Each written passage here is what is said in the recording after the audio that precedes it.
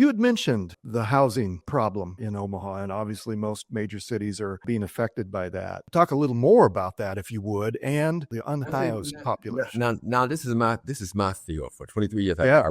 I work with mental illness. My problem that I've seen with the housing is that we create housing, a lot of housing, but we don't create enough housing for mental illness people. Once we put them on medication and we send them back to the homeless shelter, there is no one to make sure that they take their medication because we don't have that kind of CMA or therapist down there with them.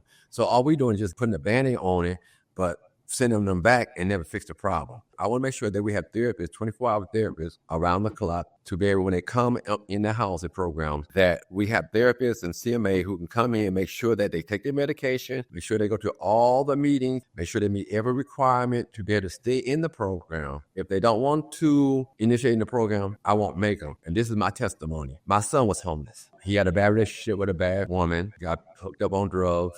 He went from shelter to shelter because if you're not in by a certain time, you don't get a bed. Watching my son go in and out of jail because, the police picked him up a couple of times for trespassing. Nobody stopped to take the initiative to find out really what's caused his problem. One day, he called me and said, "Daddy, I can't do this no more." Of course, that's my son. Thank God there's a program called Community Alliance. We found a good therapist over there, psychiatry, who analyzed him, found out he was schizophrenia, got a medication. And like I said, because he's in my house with me and my wife, we're able to make sure that he takes the medication, make sure he goes through the program. He's got a good job. He's working and everything. And I want society to understand that this is a serious project. It might not be your family, but it could be somebody else's family. So I would like to see more, like I said, more housing playgrounds for them.